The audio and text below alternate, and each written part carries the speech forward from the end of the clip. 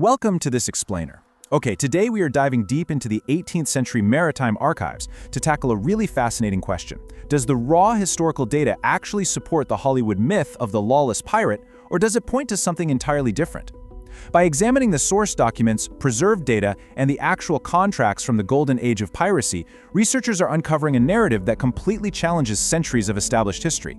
We're going to look closely at what those primary sources actually say.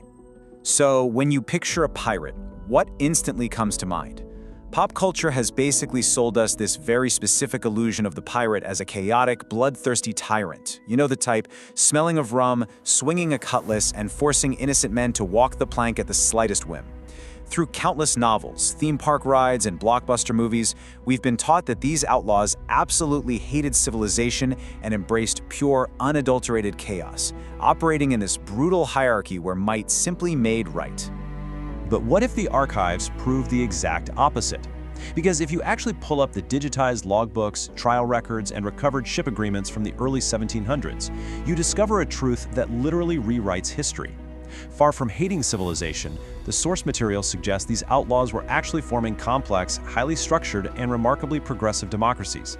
The records hidden away in global maritime archives paint a picture not of disorganized brutes, but of incredibly sophisticated political organizers. Section 1. The real villains, the merchant navy. Right, so to understand why anyone would even choose the path of piracy, we first have to look at the conditions they were leaving behind.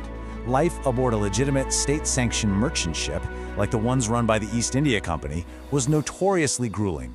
On these massive corporate vessels, ordinary sailors were essentially disposable property. They faced grueling 14-hour workdays, were fed rancid, barely edible starvation rations, and routinely had their wages entirely withheld at the end of a voyage through legal loopholes. Plus, the captains held absolute, unchecked dictatorial power. They could legally beat a man to death for a minor infraction and face absolutely zero consequences. And this brings us to a frankly horrifying statistic: 20%. The archives reveal that the mortality rate on these entirely legal state-backed merchant voyages often topped 20%. To put that into perspective, 1 in 5 men just wouldn't survive a standard trip. If a sailor died of disease, malnutrition, or a workplace injury, the shipping company simply pocketed his unpaid earnings. It effectively incentivized captains to overwork and underfeed their crews. It was a system built entirely around corporate totalitarianism, maximizing profit at the absolute expense of human life. So you see, sailors who mutinied weren't abandoning honest work because they were inherently evil or drawn to chaos. They were desperately fleeing a system of forced labor and abuse that was effectively a death sentence. And what they chose to build in its place is incredibly fascinating. Section 2. The Democratic Pirate Code.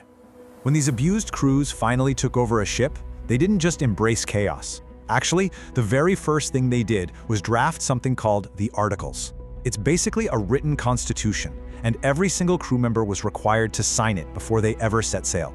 This was a voluntary contract, which is a massive contrast to the forced kidnapping and drafting used by Royal Navies back then.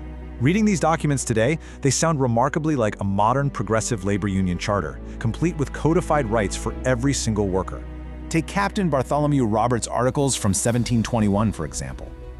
In an era where Britain, France, and Spain were absolute monarchies and regular citizens had zero voice in governance, this pirate code specifically guaranteed every man an equal democratic vote on major decisions.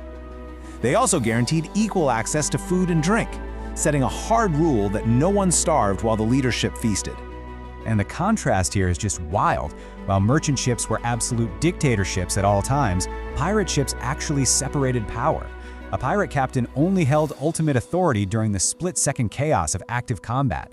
Outside of battle, the crew democratically elected a quartermaster whose sole job was to protect the crew's interests, distribute money fairly, and manage provisions. And get this, if a captain ever became too cruel, the crew could simply use their voting rights to demote him and elect someone else. It gets even more incredible when you look at the demographic data. Up to 1/3, a full 33% of Golden Age pirate crews were actually escaped black slaves.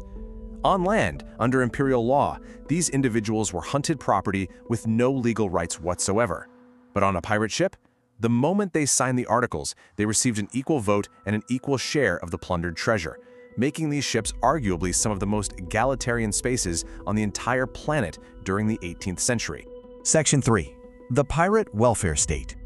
Now, what is really mind-blowing is how these outlaw societies handled disability and health insurance literally centuries before modern nations instituted social safety nets. The Pirate Code guaranteed massive, mathematically scaled lump sum payouts from the ship's common treasury for any injury sustained in the line of duty. For example, losing a right arm guaranteed a payout of 600 pieces of 8. That's roughly equivalent to $60,000 today. Losing a leg netted 500 silver dollars. And these exact rates were universally documented and agreed upon by the whole crew long before a single cannon was ever fired. Unlike the merchant fleets, where injured men were just routinely discarded without a dime, the pirates actually built a genuine community structure. The safety net didn't just end with a cash payout. If a disabled pirate wanted to stay on board, they weren't cast aside.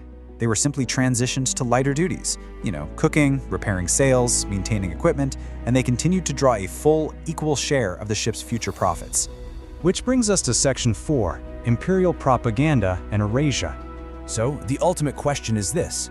If pirates were these radical democratic pioneers, why do we all still think they were mindless brutes? Well, researchers point out that to the ruling 18th century empires, a successful, highly functional democratic society run entirely by working-class citizens was an absolute existential threat. It completely undermined the traditional hierarchical systems that royal monarchies relied on to maintain global dominance. Just think about the chain reaction the ruling class feared here. Step 1. The average merchant sailor learns the truth, that pirates work way fewer hours and eat much better food. Step 2.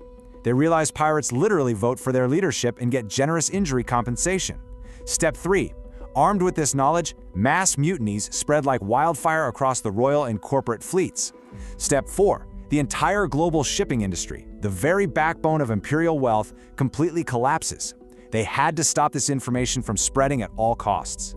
Since they couldn't just defeat the pirates militarily across the vast oceans, global empires launched a massive, state-sponsored PR smear campaign starting in the 1720s. The British Crown sponsored influential ministers like Cotton Mather to preach terrifying sermons about pirate depravity. The state also heavily backed sensationalist fiction like Captain Charles Johnson's famous book, A General History of the Pirates, deliberately blending a few facts with wild stories to brand these men as monsters, demons, and brutes. It was a calculated propaganda technique to terrify the public and alienate the pirates from the working-class sailors who might have otherwise joined them. And, well, it worked perfectly. Over time, the ruling class successfully rewrote history. They deliberately buried those democratic codes, completely erased the progressive legal structures from public consciousness, and systematically framed pirates purely as lawless savages. This active suppression of the truth left us with nothing but the fictional pop culture caricature we see in movies today. The fact that this historical lie persists today just proves how much easier it is to sell an exciting monster story than to admit the outlaws were actually more civilized than the empires. When we actually examine the data, we uncover this incredibly complex society of working-class sailors who built sophisticated democratic institutions right in the middle of the ocean. And it leaves us with one really profound question to consider as you explore history. When we study the villains of the past, how much of their story was simply written by the empires they defied?